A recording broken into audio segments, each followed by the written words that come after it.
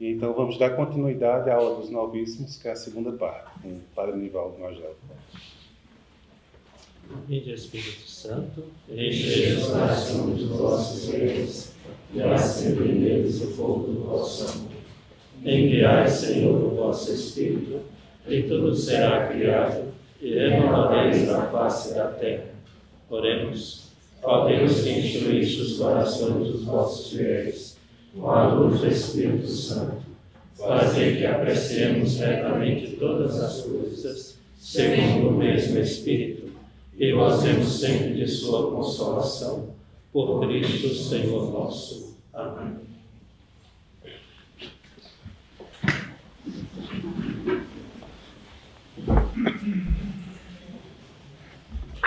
Boa noite, Padre Bento.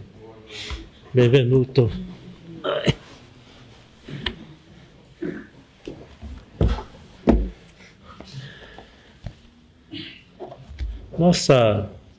Nossa conversa de hoje serão basicamente 2 pontos. Um deles é um pouco sobre o significado antropológico do conhecimento dos novíssimos.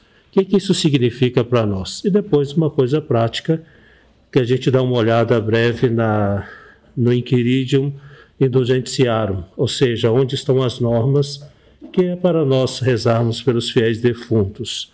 Então, quando a gente fala dos novíssimos, tem um impacto sobre a vida, mas não é só um impacto qualquer, é um impacto antropológico, ou seja, muda o jeito da gente pensar a humanidade e o nosso jeito de ser. À medida que a gente vai compreendendo os novíssimos, transforma o nosso modo de enfrentar a vida. Nós podemos dizer que na filosofia grega tinha uma compreensão da história e, portanto, da vida que a gente chama de eterno retorno. Então, para o grego, havia uma espécie de círculo. Então, na verdade, a compreensão da história e de si mesmo era como se eu quisesse aprofundar aquele momento e compreendê-lo. Por exemplo, para os gregos, este momento existiu em algum momento. Tanto é que eles dizem assim, nós estivemos nesse mesmo momento, nesse mesmo lugar, em algum momento da história. Então, essa é a compreensão grega, a história é circular. Os judeus já tinham uma visão do que a gente chama de história linear. Início, o caminho da história e um possível fim, ou o fim de todas as coisas. Então, entra em choque 2 visões que são diferentes. E nós, logicamente, herdamos a visão judaica da história linear. Mas a filosofia era esse o jeito de pensar. Ou seja, é como se nós estivéssemos presos dentro de um sistema cosmológico, né, do cosmos. E nossa vida fica nesse eterno retorno. De fato, se a gente pensar bem, a nossa vida tem sim uma espécie de eterno retorno. A gente percebe que a gente volta aos mesmos pecados, às mesmas fragilidades, às mesmas coisas. E, aliás, isso gera até angústia na gente. Então, o que os novíssimos fazem? Além de alinhar-se a uma visão histórica linear, nos remete para algo muito maior, ou seja, uma visão de nossa continuidade na eternidade. Então, isso tudo modifica. Um outro impacto antropológico, e aqui a gente entra em contraste com os espíritas. Então, o espiritismo também é um sistema simples e fechado. Então, é tão simples que, olha, se deu certo a vida, está purificado. Se não deu certo, você reencarna e tenta novamente. Então, a vida é como se tivesse sempre possibilidades que você vai tentando, no dado momento você diz, assim, agora acertei. Mas a nossa esperança não é esta. A nossa esperança é uma única vida. Então, muda antropologicamente, porque eu tenho que ser totalmente responsável pelo que eu estou vivendo nesse instante, nesse momento. Não há uma segunda chance. Há uma vida que eu tenho que vivê-la toda diante de Deus. Não há uma segunda chance de, vamos dizer, de outro caminho. Mas a gente tem uma chance de recomeçar todo momento. Pela vida da Eucaristia sacramental, pela confissão, pelos encontros que vamos tendo entre nós. Então, a nossa esperança é atualizada a cada momento. Então, a gente não pensa numa vida em fracasso. Tanto é que Jesus na cruz não é uma vida em fracasso, mas um amor apaixonado que se deu por nós. Então, por isso que a gente diz que tem um impacto antropológico, ou seja, o nosso jeito de pensarmos nós, a humanidade, o ser humano, não se trata de simplesmente relativizar esta vida, mas de potencializar esta vida. Então a gente, na verdade, tem que viver com uma intensidade que possa traduzir o céu para nós. Esse é um impacto interessante. Uma outra coisa, uma escola alemã diz que todo homem é feito para a morte. E isso é inquietante. E, de fato, nós fomos feitos para morrer. Mas não no sentido que a gente diz, né? A gente cada dia está morrendo, certamente. Mas atualizar isto em cada decisão nossa. Porque toda vez que eu vou decidir uma coisa na vida, eu faço a experiência da morte. Então, se eu escolho ir por esse caminho, obrigam-me a deixar de lado outro caminho. E, portanto, estas possibilidades morrem. Por que tem muita gente que tem dificuldade de tomar decisões? Porque quer assumir duas possibilidades e viver as duas. E aí vai gerando angústia. Ou seja, hoje a gente vê muitas pessoas indecisas porque elas tentam viver duas coisas que não são compatíveis. E vai arrastando isso de tal modo que gera angústia dentro da pessoa. Então, nós fomos feitos para a morte. E à medida que eu tomo consciência de que sou feito para a morte, significa que eu tenho que amadurecer para fazer as escolhas e seguir um caminho. Então, enquanto tivermos com duas possibilidades e tentarmos abraçar as duas, nunca seremos felizes. Então, a gente tem que preparar e viver desse modo, morrendo, mas ao mesmo tempo vivendo naquela possibilidade que assumi. Então, conhecer os novíssimos me ajuda também a pensar exatamente nisto. Existirá um momento de plenitude. Eu não preciso ficar tentando abraçar todas as possibilidades agora. Eu posso dizer, não vai ser assim, esse será meu caminho. E lá na frente, a plenitude está em encontrar com Deus e viver a sua alegria. Então, nós temos muita dificuldade de vivermos, vamos dizer assim, o que chamamos de morte. Sem medo da vida e sem medo da morte. É isso que é proposto para nós, os novíssimos. Sem medo da vida e sem medo da morte. Porque, à medida que eu tenho consciência de que tenho um ponto final, eu começo a entrar no processo de viver melhor cada momento. Por isso que é importante não só ouvirmos os novíssimos, mas como também meditá-los. Pensar assim, o que pode ser depois? O que vai se tornar minha vida? E chegará o momento que a morte virá. Então, esse adeus definitivo inquieta muito a nossa alma e deixa para nós exposta a fragilidade e a nossa infinitude. Mas aí Jesus exatamente nos dá um outro sentido. Ele nos abre ao caminho para exatamente pensarmos que não é aqui que se esgota o sentido da vida. Tem um mais que se completa dentro do coração de Deus. A esperança veterotestamentária. O que se pensava no veterotestamentário no Antigo Testamento? O que se pensava da esperança no Antigo Testamento? No Antigo Testamento se falava de duas coisas. Consistia a morte em dois termos. Sheol, a gente conhece bastante essa palavra, né? O Sheol a gente ouve mais, né? E Refaim. O Sheol é o lugar onde habitam os Refaim, a sombra dos homens falecidos. Sheol, quando a gente estuda a Bíblia, era uma espécie de lixão que se colocava próximo da cidade. Então lá se depositava o lixo e colocava fogo. Só que ficava queimando sempre porque se colocava os lixos da cidade sempre nesse lugar. Então era um lugar quente, terrível, no meio do deserto. Então se considerava exatamente, fazia uma comparação de que alguém que se afastou de Deus é exatamente alguém que está no Sheol, que está se queimando, né? Que fica ali onde está os estrumes, né? A sujeira da cidade. E os Refaí seriam aqueles que habitam nesse lugar.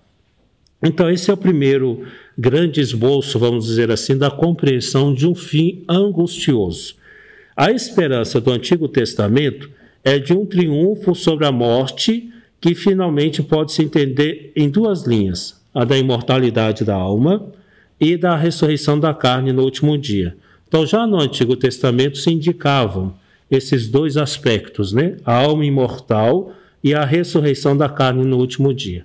Só que isso é um longo processo, até chegar a essa, que é exatamente isso que nós cremos, né? A alma é imortal e que no último dia nós ressuscitaremos. Por um lado, o livro da sabedoria afirma que existe um núcleo, aí o livro da sabedoria vai dizer, que se chama psique. É imperecível e capaz de receber uma recompensa no final da vida mortal. Então, aqui já se elabora um pouco mais esse núcleo existencial da pessoa, é a psique, ou seja, se entendia que o corpo decompunha, mas esse núcleo era salvo, né? Ou se apresentava diante de Deus. Asseguro que as almas dos justos falecidos estão na paz, nas mãos de Deus, enquanto adverte os sem fé, os ímpios, que após a sua morte irão tremendo para dar conta de seus pecados e as suas iniquidades os acusarão cara a cara. Na verdade, é isso que diz que vai ser o juízo final. O juízo pessoal, quando a gente morre, diante dos nossos olhos vai se apresentando as nossas faltas, as nossas culpas, né? Então imagina, de fato, assim, uma experiência dolorosa. Imagina se alguém falasse, olha, vou pegar a sua vida e vou ligar aqui agora para você assistir comigo, né? Você vai falar assim, eita, aí aquele dia, não, pula essa parte. A gente já fica sem graça quando, por exemplo, nossas mães pegam fotos, né? Deixa eu mostrar fulano quando era bebezinho, né? Aí começa a passar as páginas e você quase, mãe, para com isso, né? E quando é vídeo, né? Você olha que gracinha quando eles dançavam, aí coloca lá, aí você já fica assim, não, pelo amor de Deus, né? Se nas coisas boas a gente fica constrangido, imagina se Deus resolver, vamos ligar aqui, sabe aquele dia que você estava sozinho aprontando? Agora a gente vai ver junto, né? Eita, que coisa. E o juízo final, o negócio é pior, porque aí todo mundo vai assistir. Pessoal, está vendo aqui? Toda a humanidade, agora está na hora de passar seu filme, né? Isso é inferno, né? Esse é o significado simbólico de inferno. Então, no juízo final, é como se dissesse, vamos passar seu filme inteiro para todo mundo assistir. Não bastava ter assistido sozinho? Não. Agora é o juízo final, vamos assistir todo mundo junto, né? Aí os santos dizem, né, que toda vez que a gente se confessa, é como se tirasse exatamente as partes ruins do filme, né? Não, isso daqui, ó, você confessou, a gente já tirou, fica tranquilo, né? Então, pronto, né? Então, se a gente fizer uma ótima confissão e morrer em seguida, vai mostrar só as coisas boas da vida da pessoa, né? Mas aí tem que fazer uma bela confissão, né? Bem daquelas de limpar a alma, né? Enfim, então, ficaremos cara a cara com as nossas iniquidades, os nossos pecados, né? Outros livros do Antigo Testamento, Macabeus e Daniel, por exemplo, anunciam firmemente a ressurreição no último dia. Aqui tem uma longa discussão na escatologia sobre esses pontos, porque os protestantes, uma linha teológica, até mesmo católica, fala de um único ato. Então, quer dizer, no dia que eu morrer, já é também o juízo final e eu tenho um corpo. Essa é uma linha complicada, que inclusive houve já da parte da Congregação da Doutrina da Fé observações sobre isso. Então, como se houvesse redenção única. Então, no momento que eu ressuscito, que eu morro, eu estou literalmente ressuscitado. Então, isso é um problema, porque não é a teologia católica, né? E por isso também que a gente tem que ter muito cuidado quando a gente está em algum velório já falar que a pessoa está no céu. Porque, de fato, pode estar, mas tenhamos cuidado, porque a gente não sabe se a pessoa teve alguma falta, alguma coisa, que ela está no purgatório, né? Mas, então, essa é uma visão que despreza o purgatório e que não ouve o que está no Evangelho de São João. Eu vos ressuscitarei no último dia. Então, aqui o Macabeus já indica sobre isso. Então, uma coisa é o momento que eu morro, E outra coisa é o juízo final, quando nós ressuscitaremos. Ou seja, teremos um corpo glorioso como o de Cristo. Tá bem? Da outra vez falamos sobre isso, né? Então, uma coisa é, eu morro e a minha alma já está diante de Deus, etc. Ou, não sei. Então, tá lá. E outra coisa é, no último dia, eu vos ressuscitarei. Teremos um corpo. Então, por enquanto, só há 2 corpos no céu, de Nossa Senhora e de Nosso Senhor Jesus Cristo. E fora disso, não, são almas. No último dia, ressuscitarei. Que corpo glorioso é esse? Recorde-se que já expliquei. É um corpo que não obedece às leis físicas, então, portanto, é um corpo de Jesus, ele entrava pelos lugares sem precisar abrir porta. Ele chegava e entrava. Então, estando fechado, Jesus entrou. Mas é um corpo que não é uma alma, né? Não é uma alma penada. Porque Jesus fala, tem alguma coisa para eu comer? Ah, tem. Aí Jesus come e a comida não fica balangando dentro dele, né? Quer dizer, ele tem um corpo que supera as leis físicas, tá bom? Então, pronto.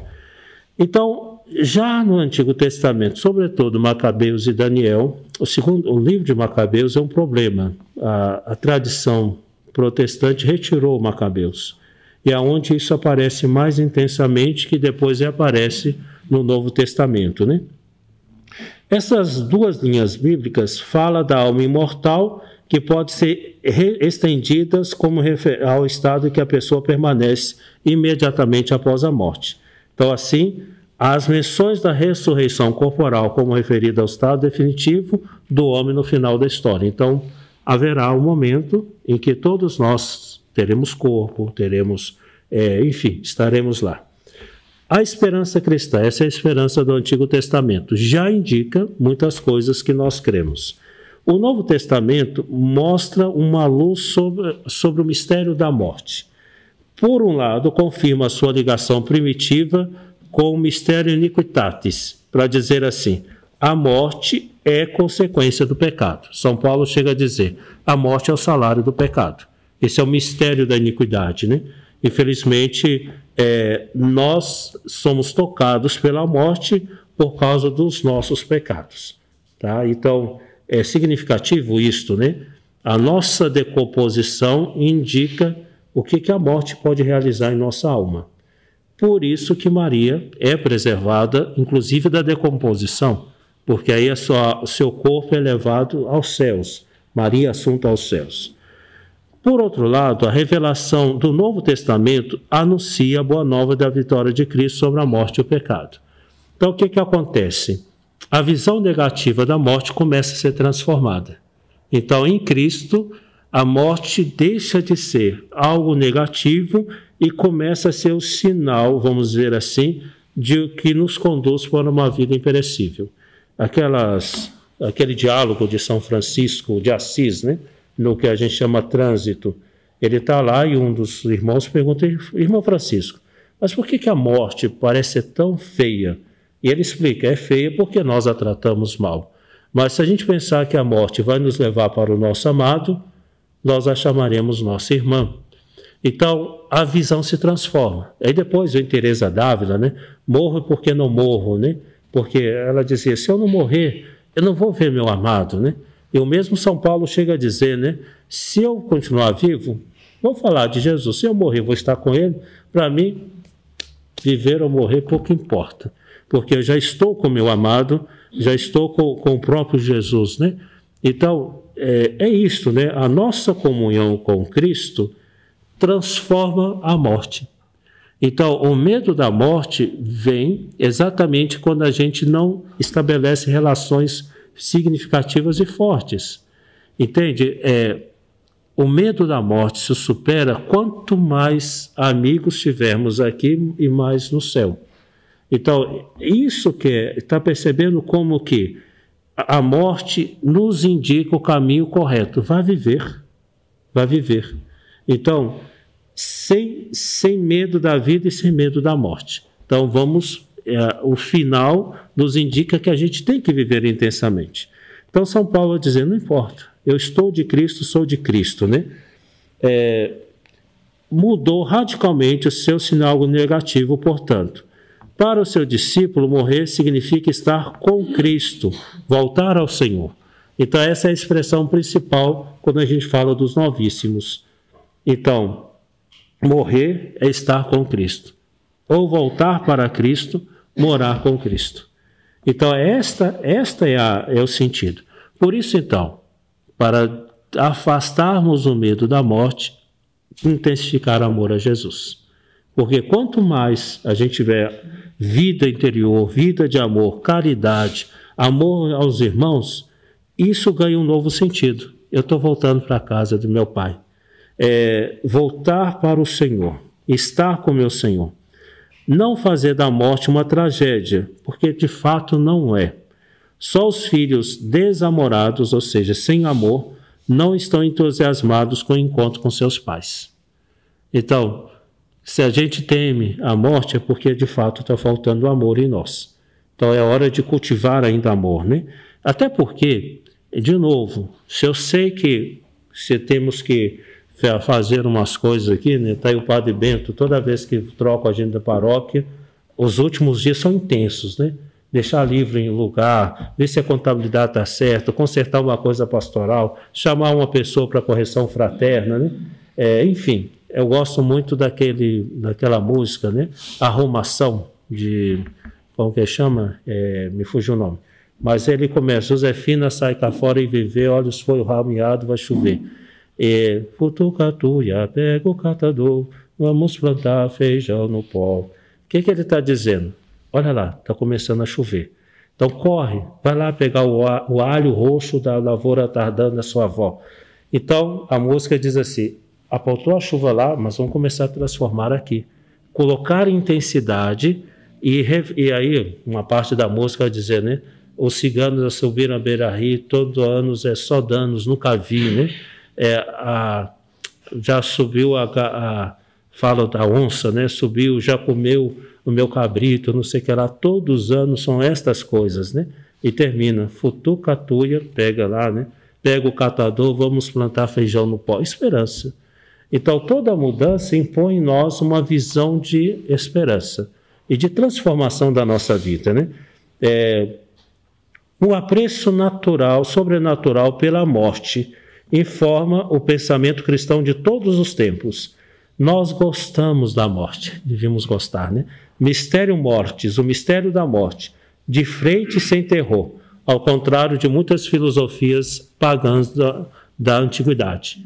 Então nós enxergamos a morte com esperança, com esperança. O Catecismo da Igreja chega a dizer que a morte pode ser contemplada a partir da fé, como a última Páscoa do cristão, o ponto de trânsito da vida terrena para a vida eterna ao lado do Senhor, com a alegre perspectiva de ressuscitar com Ele no último dia.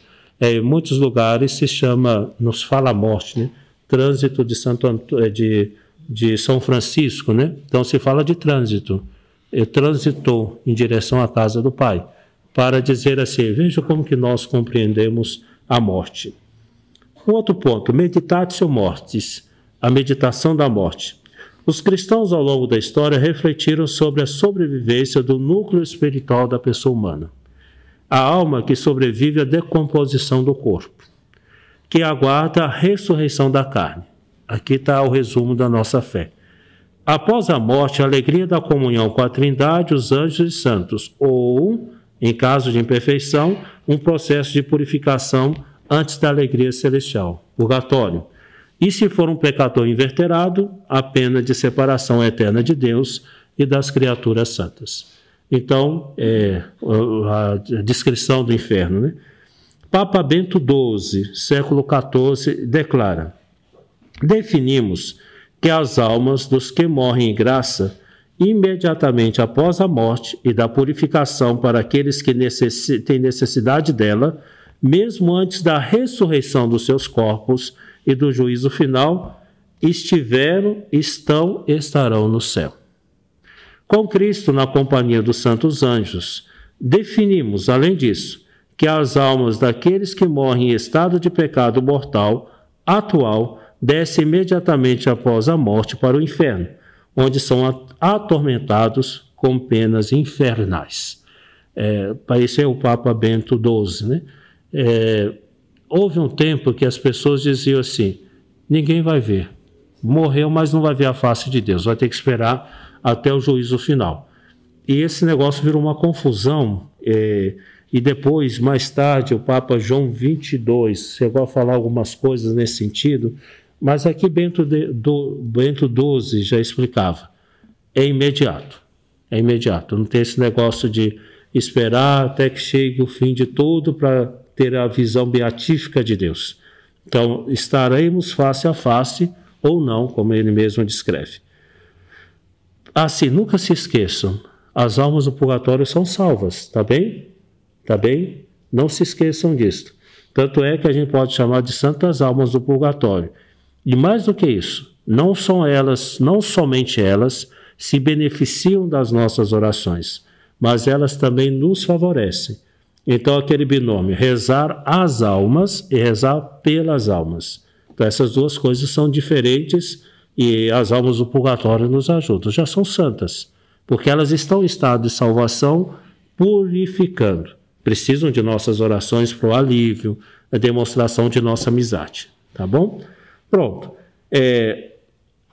Então, quando a gente fala da morte, nós estamos falando de um mistério de união, de separação em relação a Deus, que começa exatamente depois que morremos.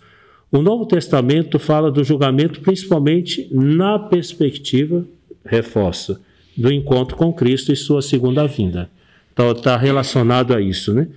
Ou seja, a morte para nós é sempre encontro. É lógico, se estivermos morrendo em estado de graça. Então a morte para nós é sempre encontro.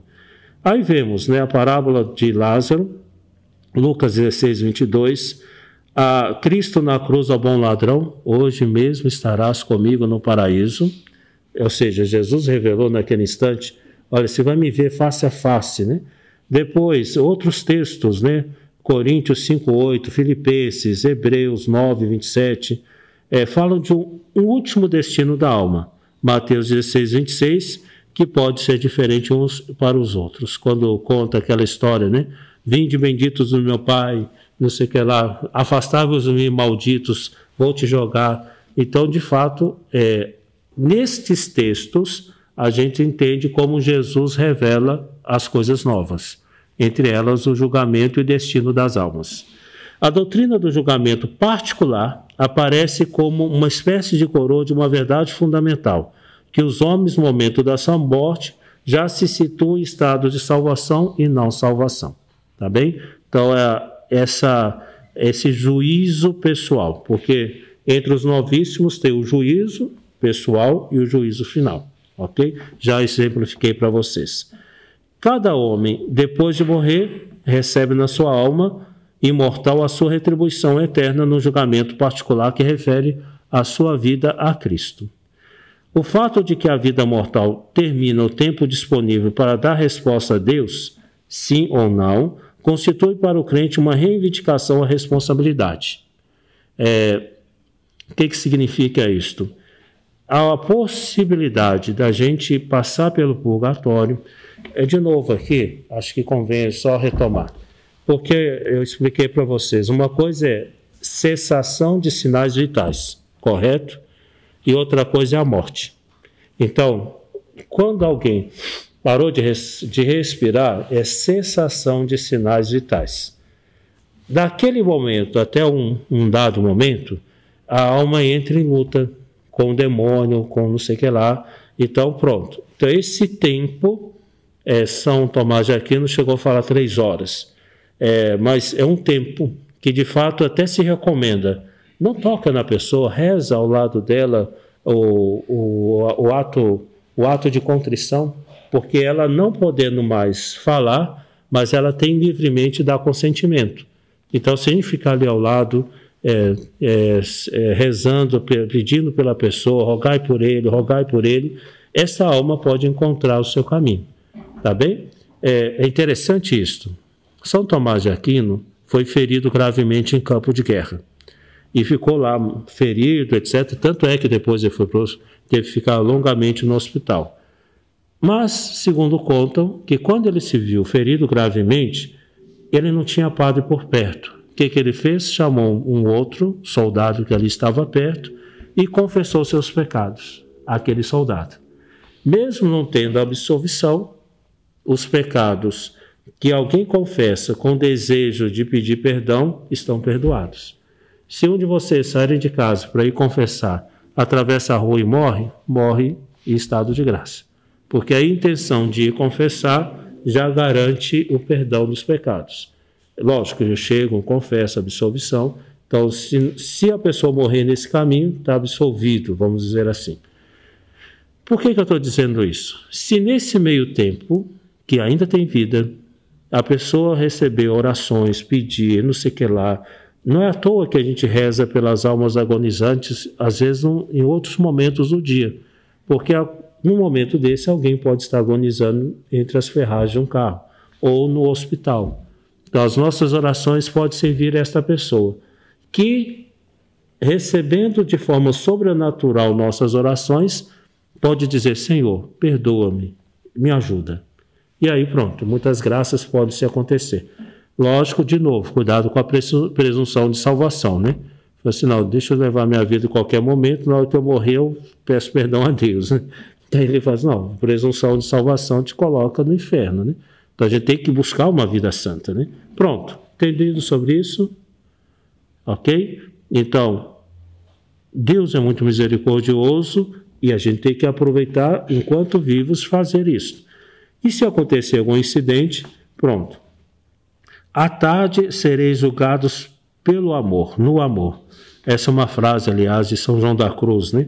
No fim do dia serei julgado pelo amor. Não nos esperam mais vidas, nem uma segunda oportunidade, como defendem as teorias sobre a reencarnação. Por que essa frase tem tudo a ver? No fim da vida serei julgado pelo amor. Você acha que um pai ou uma mãe, quando o filho chega, vai dizer assim, olha, eu estou pensando aqui, eu vou te mandar de volta para aquele inferno que você estava, para ver se vai dar certo? Não. Vai dizer assim, não, filho, tá bom, já deu. Vem para cá, vamos conversar, vai ser purgatório, paciência. Mas vamos conversar para as coisas se acertarem. Então, no fim da vida, o amor é que há de nos julgar. Então, por isso que reencarnação para nós é totalmente fora. E por isso que o cristianismo, ao propor o caminho da única vida, então transforma o nosso jeito de viver a vida. Ou seja, essa que eu tenho. E no final da vida serei julgado por amor. E essa frase também serve para uma outra coisa que é muito interessante, né? Deus não vai perguntar a mim e a vocês, quantos livros você escreveu? Quantas pessoas você atendeu no seu consultório? Quantos carros você trocou ao longo da vida? Quantas casas você construiu? Não vai perguntar isso não. Vai perguntar assim, quantos você amou? Quantos você não amou? Por quê? O que aconteceu? Então ele vai perguntar o quanto amamos. Seremos julgados pelo amor. E aí, você amou mesmo de verdade? Ou sua vida foi só não amar ou levar de qualquer modo, né? A purificação após o trânsito. Então, o indivíduo que morre como amigo de Deus, mas insuficientemente maduro no amor, deve passar por uma purificação. Aquela cena do filho pródigo é muito interessante. Ele volta cheio de vergonha e um pouquinho ainda movido por orgulho e vaidade. Porque que acontece? Quando ele está lá entre os porcos, ele diz assim, vou voltar para a casa do meu pai, mas direi a ele, não me receba como teu filho, mas entre os teus empregados. Ele chega. Quando ele chega, qual que é o discurso que ele faz com o pai? Pai, não me tome mais como teu filho, mas aceita-me como um dos teus empregados. O que o pai diz? Nem dá ouvido a ele. Olha, coloca anel, sandália aos pés e faz uma festa. Vamos fazer uma festa, porque esse meu filho estava perdido e foi reencontrado. A vaidade, aliás, esse é o pecado mais difícil. É o primeiro, a soberba, vaidade, e será o último. Porque ele voltou todo sujo, tinha comido comida de porco, de lavagem, estava cansado, sujo, todo. Ele dá ordem no pai. Pai, olha, deixa eu dizer uma coisa. Não como teu filho, mas como entre os teus empregados. Então perceba o risco da nossa vaidade, né? E também revela a vergonha dele, que ele chega e diz assim, poxa vida, eu estou com vergonha, seria melhor ficar no meu canto, né? Esse negócio de aparecer para todo mundo. Aliás, depois que a gente comete um pecado grave, fica público, a última coisa que a gente quer é ficar no centro das coisas, né? Imagina, não, padre, deixa que eu volto, fica ali no cantinho da igreja, eu vou ficar na minha, eu vou até em outra paróquia, as pessoas dizem isso, né? Porque a gente tem dificuldade com isso, né? Então, é preciso amadurecer o amor. Como que o pai vai amadurecer o amor desse filho? Eu vou te tratar como meu filho, não como qualquer. Está aqui o anel, sandália aos pés, entra para casa e nós vamos fazer festa. Então, obrigou ele a amadurecer no amor, né? De novo, São João da Cruz, onde não tem amor, coloca amor, encontrarás amor. Então, insiste. É isso que ele estava fazendo naquele momento. Então, encontramos indícios preciosos na Escritura para entendermos essa purificação depois da morte, né? Alguns, lendo a Bíblia, a Bíblia fala dessa santidade de Deus e como que o homem pode se amadurecer diante desse caminho, né? Jesus chega a dizer, há outras ovelhas que não são desse redil. Não está dizendo só dos vivos, mas falando também, ou indicando as almas do purgatório. E um outro aspecto, né? Sede perfeitos como o Pai Celeste é perfeito. Então é um convite da parte de Jesus, assim, alcance a perfeição. A perfeição é o amor, tá bem? Então, porque a gente pode pensar que a perfeição é no fazer. Não, sede perfeitos no amor. Por isso que Jesus nos convida a esta perfeição, na perfeição do amor. A lógica do amor que se estabelece, então. A doutrina do purgatório nos lembra que para um sujeito em uso de sua liberdade, uma certa preparação é necessária para ser admitido na Trindade Santa. Então, aprenda a amar mais. Isso é o sentido do purgatório. Perceba que por que as almas do purgatório podem fazer o bem a nós? Elas estão numa escola de amor. Então, elas podem também nos ajudar com as suas orações e também com a intercessão para que possamos chegar lá. O indivíduo que morre em graça e ao mesmo tempo com santidade perfeita já está salvo, mas sua plena comunhão com a Trindade fica atrasada enquanto não possuir o suficiente tempero no amor e na santidade.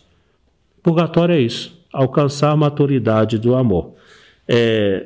Santa Catarina de Gênova, século XV, afirma que o fogo que a alma experimenta no purgatório não é outro senão a dor que brota ao verificar, por um lado, que nenhum pecado sério dificulta a união com Deus, mas também ao descobrir, por outro, que o estado de santidade imperfeita não permite aproximar-se plenamente dele. Por que muitos de nós vamos para o purgatório? Certamente todos nós. Exatamente porque fomos tíbios, faltou intensidade de amor. Entende? Eu não tive pecado grave. Ótimo, vai para o céu. Mas eu não amou o suficiente, então não vai para o céu. Então a tibieza é exatamente isso, né? A falta de intensidade.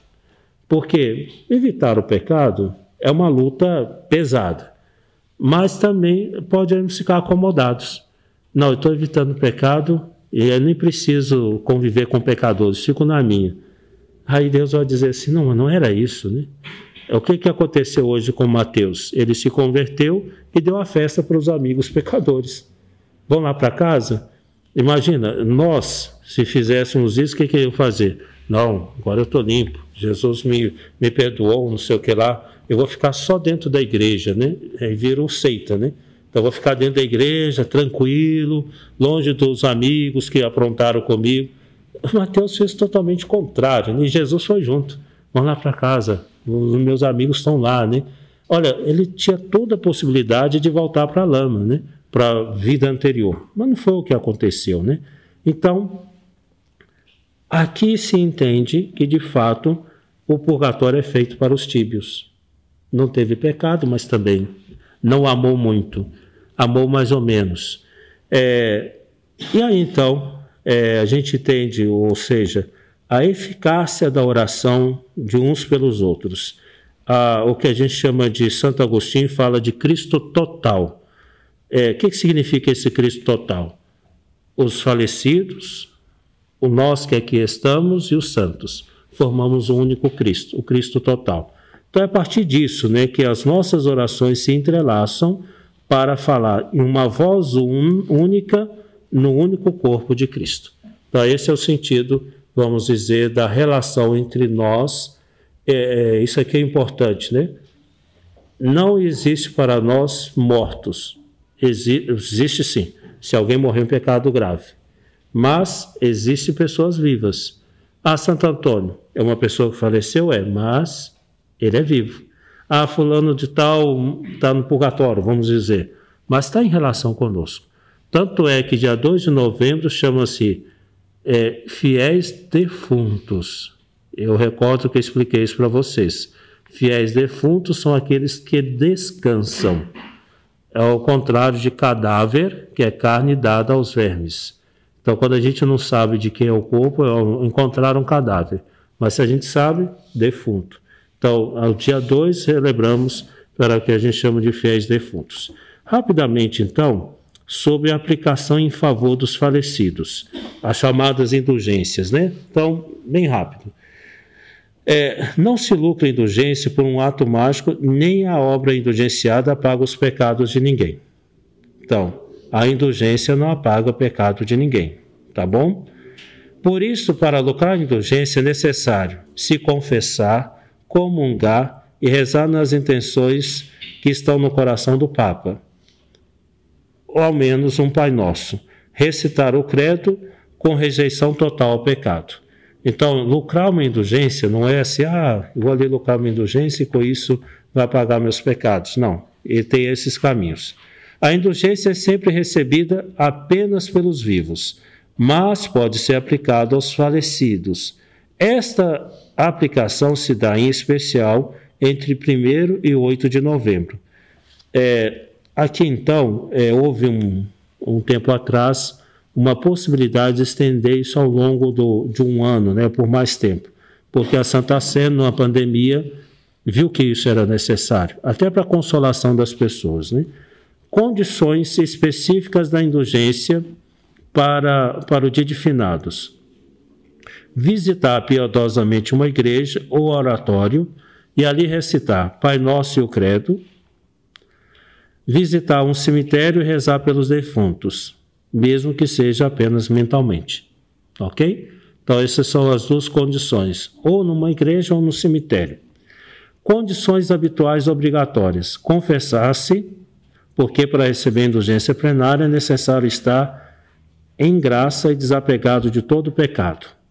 Receber a Sagrada Comunhão, temos que comungar, rezar pelo Papa. Então, são essas três condições: confissão, comunhão e rezar pelo Papa. E completar com a visita numa igreja ou no cemitério. A CNBB resolve, nós temos o Diretório de Liturgia, diz assim: 1.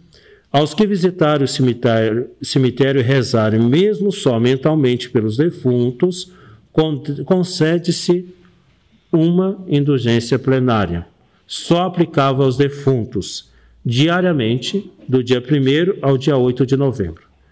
O que está querendo dizer?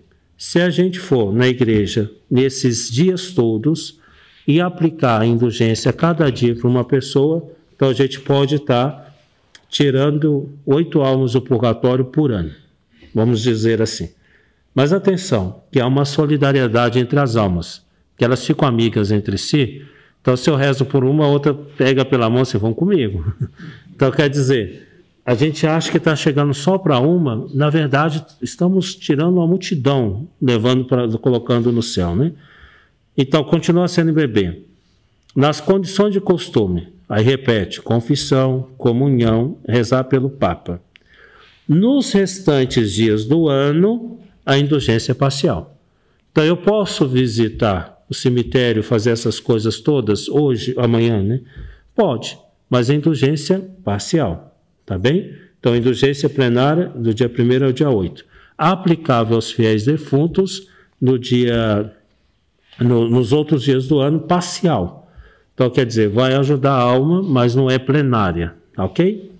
Ainda nesse dia, em todas as igrejas, oratórios públicos ou semipúblicos, igualmente lucra-se uma indulgência plenária, só aplicável aos defuntos. A obra que se prescreve é a piedosa visitação a uma igreja, durante a qual se deve rezar a oração dominical, que é o Pai Nosso, e o Credo. Confissão, comunhão eucarística e oração pelo Papa. Pronto, essas são as condições. Tá bem? Não nos alongarmos muito, mas o que é a morte para nós? É isso que falamos no primeiro momento. A morte é a nossa amiga. A morte nos leva ao nosso amado. Temos que meditar a morte? Sim, mas não de forma mórbida.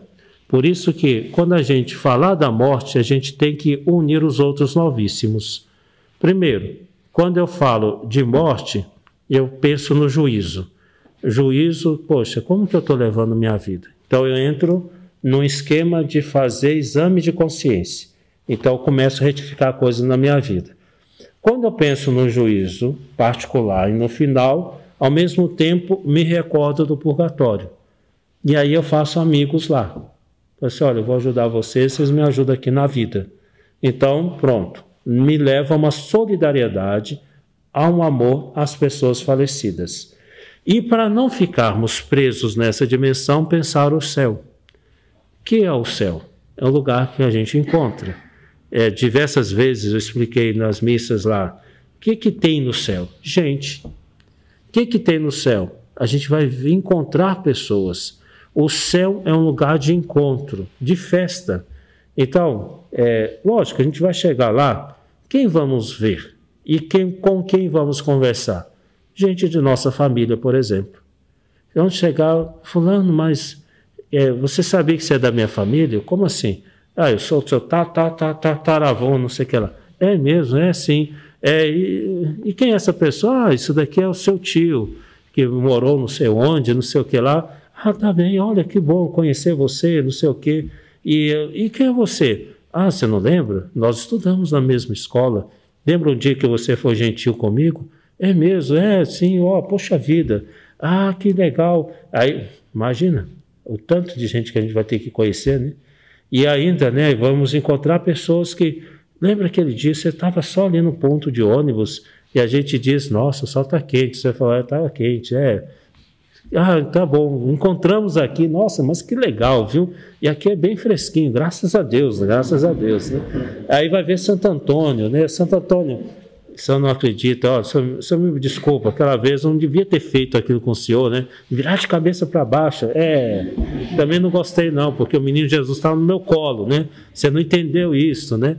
São João Maria Vianney, né?